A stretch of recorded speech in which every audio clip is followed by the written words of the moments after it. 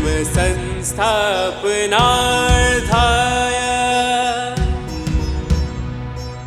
संभवामि युगे युगे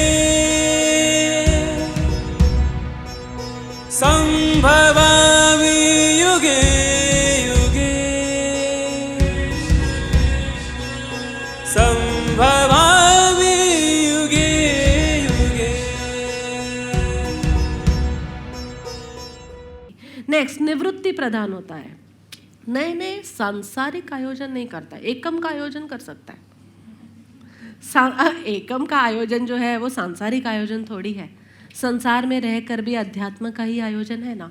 निवृत्ति प्रदान संसार में नया नया और विस्तार करने की उसकी इच्छा नहीं होती कि अब ये ग्रुप में तो किटी में जाते हैं, अब इसमें भी चले जाए, अब वहाँ भी चले जाए, नहीं। वो उसका धीरे धीरे निवृत्त होता है, सिमटता है। स्वच्छता प्रधान, बड़ा अच्छा लिखा है इसमें, स्वच्छता। उसे क्लेनलीनेस पसंद होती है। कुछ भी गंदा गंदा पहनकर आ गया, गंदी गंदी जगह में बैठ गया, नहीं। जैसे जैसे तुम्हारा माइंड सात्विक होगा ना, देखना, you will choose good places to stay. मैंने अपने जीवन में रूपांतरण देखा।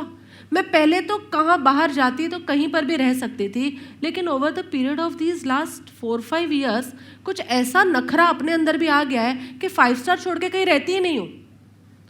उसका रीज़न समझ में आया, द क्लेनलीनेस, द स्वच्छता, द अनटचडनेस, द सेरेनिटी, वो सब कहीं ना कहीं हम लोग उसको अट्रैक्ट होते हैं। बाकी मुझे तुम कोबा के उस एक कमरे में रख दो, कोई शिकायत थी मेरे में? कौन था मेरे साथ? कोबा वाले। एक छोटे से कमरे में उठा के रख दो तो भी आपत्ति कोई नहीं है, but when it comes to choose, तब सात्विक व्यक्ति स्वच्छ स्थान चुनेगा। वो स्वच्छ स्थान 2 स्टार हो तो भी चलेगा, हरिद्वार की वो जो नदी है उसके सामने बिठा दो ना, वो भी चलेगा, और ओबेरॉय के 5 स्टार के अंदर रखवा दो ना, वो भी चलेगा, but they will not go for anything which is not clean, not clear.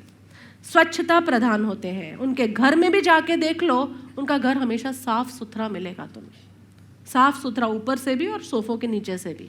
You can see that. खाली ऊपर ऊपर से तो करते हो, वो रजस है, और तमस वाला तो ऊपर से भी नहीं करता, अंदर से भी नहीं करता। सत्व वाला ऊपर और नीचे, रजस वाला ओनली ऊपर और तमस वाला न ऊपर। ज्ञान पिपासु होता है, ज्ञान के लिए हमेशा चाहता है कहीं ना कहीं से मुझे राइट बात पता चले। व्हाट इज दिस, मैं कौन हूँ, आया कहाँ से, मेरा स्वरूप क्या है, ये ज्ञान पिपासु। भगवत गीता समझा दो, समय सार समझा दो, धम्मपद समझा दो, विवेक चूड़ामणि समझा, वो ज्ञान की बात नहीं चल रही। 3 ही प्रश्न है, मैं कौन हूँ, आया कहाँ से, और मेरा स्वरूप क्या, ये 3 ही प्रश्न है। और कोई इसके बाद चौथा प्रश्न है, वो तुम्हारी कौतूहल है। चौथा प्रश्न यानी तुम्हारी क्यूरियोसिटी, तुम्हारा कौतूहल। 3 मूलभूत प्रश्न है, ये ज्ञान के लिए अलाउड है। अष्टावक्र में भी था ना, 3 प्रश्नों से शुरुआत थी। जनक ने 3, ज्ञान क्या, वैराग्य क्या और मोक्ष क्या, ये बता दो। ऐसा ही बस ये ज्ञान पिपासु है, और फाइनली ज्ञानवान होता है, ज्ञान से भरा होता है। उसे अपने स्वरूप के बारे में पता होता है, उसे ईश्वर के स्वरूप के बारे में पता होता है। अब जो तुम इतने लोगों को ईश्वर का स्वरूप समझ में आ गया, ईश्वर यानी शक्ति, not a person, it's a phenomena. यह एक पूरा का पूरा विराट आयोजन है, ये पूरा ही ईश्वर है, और कुछ भी ईश्वर नहीं है। ईश्वर कोई व्यक्ति नहीं, समष्टि कोई ईश्वर का है। ये जहाँ उसको समझ आ जाती है, ये सात्विक बुद्धि है, इसलिए उसे ज्ञानवान कहा जाता है।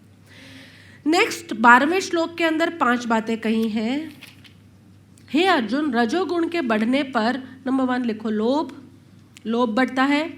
दूसरा, स्वार्थ बुद्धि से प्रवृत्ति बढ़ती है, इसमें ही लिखा है। तीसरा, कर्मों का सकाम भाव से आरंभ होता है, कर्मों का फल की इच्छा से आरंभ होता है कि ये कर्म कर रहे हैं तो ये सांसारिक फल मिले। चौथा, अशांत मन होता है, और 5वां, विषय भोगों की लालसा होती है।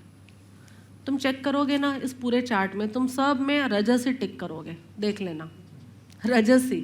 और तुम ये मत समझना तमस से तो बेटर है हम। मैंने उस चार्ट में क्या दिया है तुम्हें, दोनों सेम है, over active, under active, they both stand on a, ये नीचे वाला बेस पर, और एल्टीट्यूड पर कौन है, सत्व है। ट्रायंगल के उसे समझाया था किसी एक शिविर के अंदर।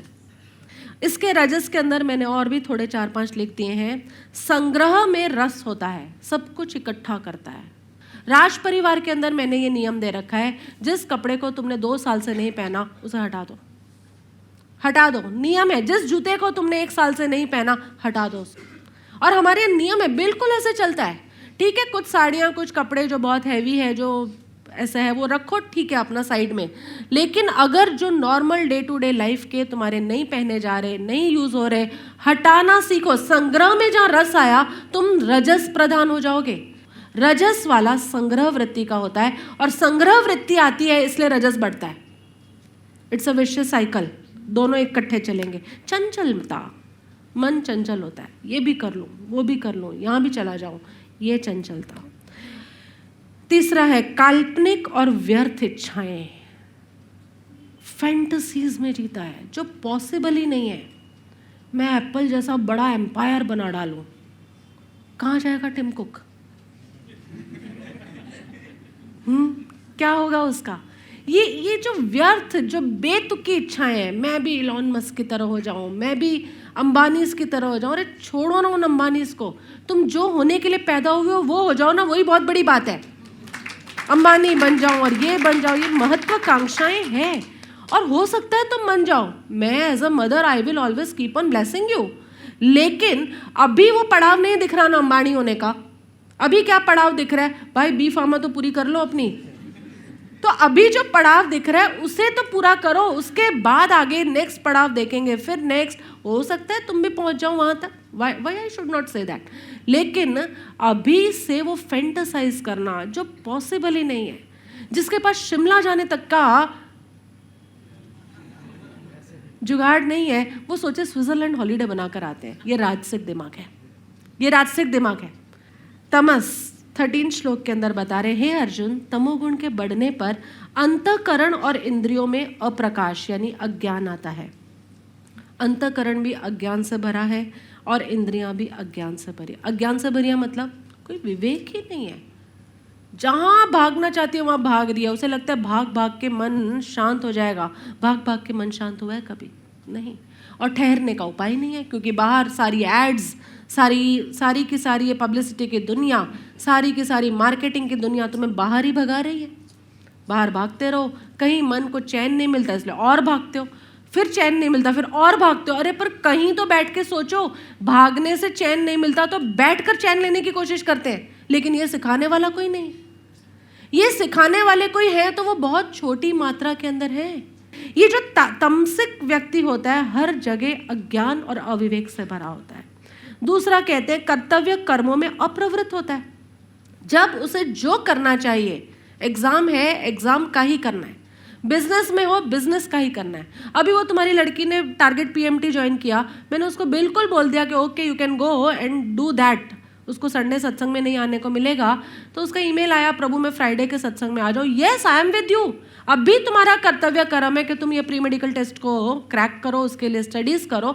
अगर तुम नहीं करते तो तुम तामसिक हो। कर्तव्य करने के समय में तुम कर्तव्य नहीं करते तो तुम तामसिक हो। जो भी यूथ है, जितने भी समझते हैं अभी तुम्हें सक्सेसफुल होना है और सक्सेसफुल होने के लिए कैरियर बनाना पड़ेगा, लेकिन अभी तुमको नहीं, हमें तो सत्संग में मजा आता है, नॉट वैलिड, तामसिक हो जाओ। आओ ना सत्संगों में, संडे आओ, कौन मना कर रहा है, but be focused on your career also. प्रमाद में होता है, ये लिखा है इसमें, प्रमाद अर्थात व्यर्थ चेष्टाएं करता है।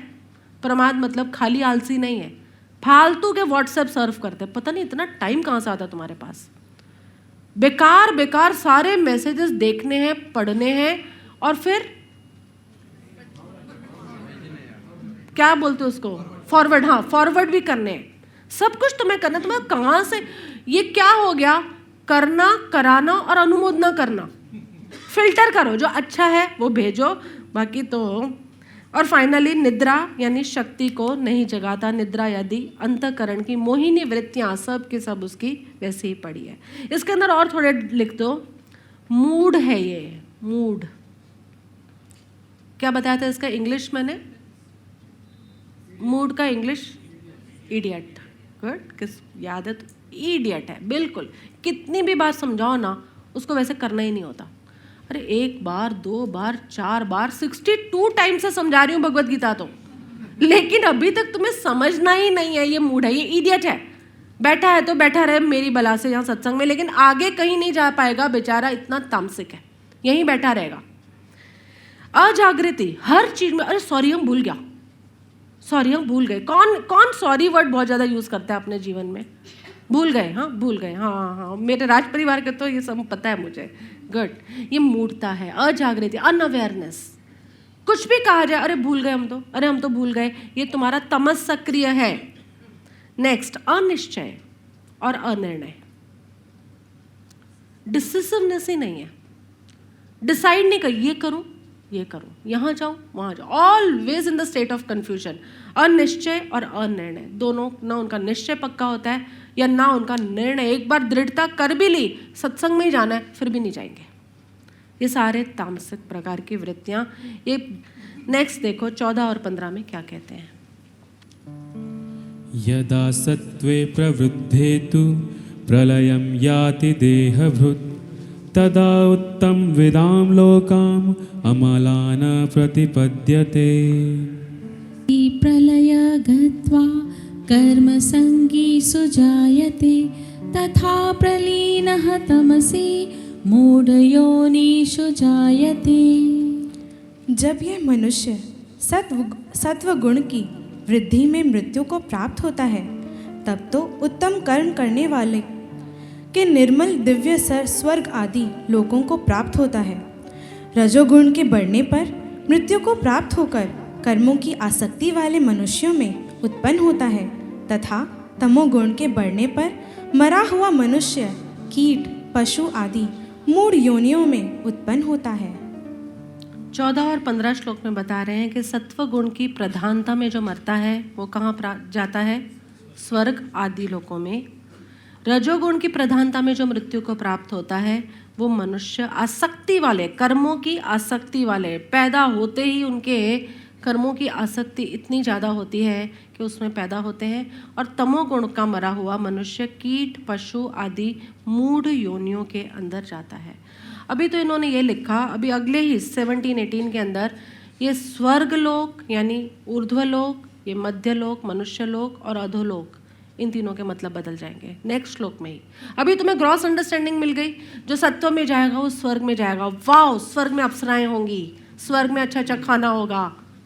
क्या लगता है तुम्हें कौन से स्वर्ग की बात चल रही है? क्यों, तुम्हारे स्वर्गों में ऐसा ही तो है। तुम्हारे स्वर्ग के अंदर अप्सराएं, जहाँ जिन जिन चीज़ों का यहाँ त्याग किया वो सब स्वर्ग में रजिस्टर करके रखी हैं, तुम रिजर्व करके रखी हैं। ये त्याग नहीं है, ये तो किसी ज़्यादा की कामना में अभी थोड़ी देर के लिए दिखावा कर रहे हो। ओशो बहुत अच्छा कहते थे इसे कि तुम यहाँ पर शराब का त्याग करो और वहाँ शराब के चश्मे बहते हैं तुम्हारी स्वर्गों के अंदर। ये सच्चा त्याग नहीं है। यहाँ पे ग्रॉस अंडरस्टैंडिंग खाली इतनी दी है, लेकिन नेक्स्ट श्लोक में ही कृष्ण ने इस बात को और क्लियर किया है। स्वर्ग लोक में पैदा होना यानी क्या, मध्य लोक में पैदा होना क्या, और नीचे अधोलोक में पैदा होना यानी क्या। आ जाओ 16, 17, 18। कर्मणः सुकृत्य स्याहुः सात्विकं निर्मलं फलं रजसः तु फलं दुःखम् अज्ञानं तमसः फलम्। सत्त्वात् संजायते ज्ञानं रजसः लोभः इव च प्रमादमोहो तमसः भवतः अज्ञानमेव च।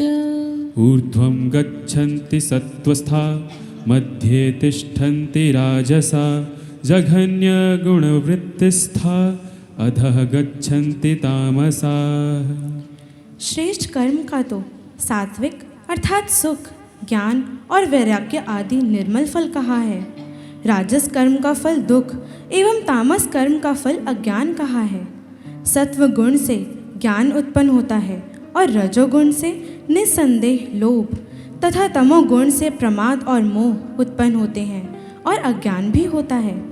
सत्व गुण में स्थित पुरुष स्वर्ग आदि उच्च लोकों को जाते हैं। रजोगुण में स्थित राजस पुरुष मध्य में अर्थात मनुष्य लोक में ही रहते हैं, और तमोगुण के कार्य रूप निद्रा, प्रमाद और आलस्य आदि में स्थित तामस पुरुष अधोगति को अर्थात कीट, पशु आदि नीच योनियों को तथा नरकों को प्राप्त होते हैं। सेम बात नहीं लग रही तुम्हें? जो पिछले श्लोक में दी वही सारा क्यों टाइम वेस्ट कर रहे होंगे कृष्ण हमारा? इतना वैसे हम लोग भागते रहते हैं, सेम नहीं है। जब भी समझो कोई ज्ञानी एक ही बात 2 बार कहे, अहो अहो अहो अहो, जब भी कोई बात 2 बार आए मतलब पहली बार उसकी डायमेंशन कुछ अलग थी, दूसरी बार उसकी डायमेंशन कुछ अलग है। क्योंकि ज्ञानियों को कोई शौक नहीं है वही बात रिपीट करने का, सद्गुरुओं को शौक होता है। सद्गुरु की तो आदत ही होती है रिपीट रिपीट रिपीट करेंगे। और किसके लिए करते हैं? तुम्हारे लिए, बिल्कुल तुम्हारे लिए। क्योंकि वो उनका एक वो सर्वे हुआ था, तुम्हें पता है ना? उस सर्वे के अंदर 10 बार जब तक सद्गुरु बोलते हैं तब तक 7 बार तो मैं लगता है दूसरों के लिए कहा जा रहा है, दूसरों के लिए। 8वीं और 9वीं बार में हमें लगता है कि शायद मेरे लिए भी होगा, और 10वीं बार में ही हमें लगता है हमें करना चाहिए, ये स्टार्टेड नाउ। तो इसलिए हमारे सर्वे के बेसिस पर हमें 10 बार बोलने की छूट है। लेकिन जब कोई ज्ञानी, परम ज्ञानी, कृष्ण जैसी चेतना, भगवान वेद व्यास जैसी चेतना भगवत गीता गा रही है, they don't need to repeat. उनके हर रेपिटेशन का मतलब है पिछले श्लोक में जो आशय था इससे कुछ हटकर, इससे कुछ ऊंचा आशय है इसमें। यहाँ पे ये विस्तार कर रहे हैं। देखो 16वें और 17वें श्लोक के अंदर कर्मों का फल तो बता रहे हैं। श्रेष्ठ कर्म का यानी सात्विक कर्म का फल क्या है? सुख मिलता है, ज्ञान मिलता है, वैराग्य आदि निर्मल फल मिलते हैं। लिखा ही तो था हमने यहाँ पे सारा। रजस कर्म का फल क्या है? लिखा है इसमें, तुम्हारे इसमें ही लिखा है। रजस कर्म का फल क्या दिखा रहे हैं? दुख। और तमस फल का कर्म का फल क्या है? अज्ञान। अब इनको थोड़ा और इन्होंने और ज़्यादा वो कर रहे हैं। सत्व गुण से ज्ञान उत्पन्न होता है, रजोगुण से निस्संदेह लोभ उत्पन्न होता है, यानी सत्व से ज्ञान उत्पन्न हो रहा है, रजस से लोभ उत्पन्न हो रहा है। और ऊपर वाले श्लोक में क्या कहा था? रजस का फल क्या है? दुख। यानी दुख कहाँ से आ रहा है? क्लियर हो रही है इक्वेशंस? अभी देखेंगे और। तथा तमोगुण से प्रमाद और मोह। अज्ञान कहाँ से आ रहा है? इसका मतलब प्रमाद और मोह। तुम समझ पा रहे हो दोनों के अंदर? एक बात उस श्लोक में कह दी है, एक इधर कही है। प्रमाद, तमस गुण से प्रमाद और मोह उत्पन्न होते हैं। उधर लिख दिया था ओनली 1 वर्ड अज्ञान, लेकिन यहाँ पे दे दिया प्रमाद और मोह उत्पन्न होते हैं, और अज्ञान भी उत्पन्न होता है। प्रमाद, मोह, अज्ञान।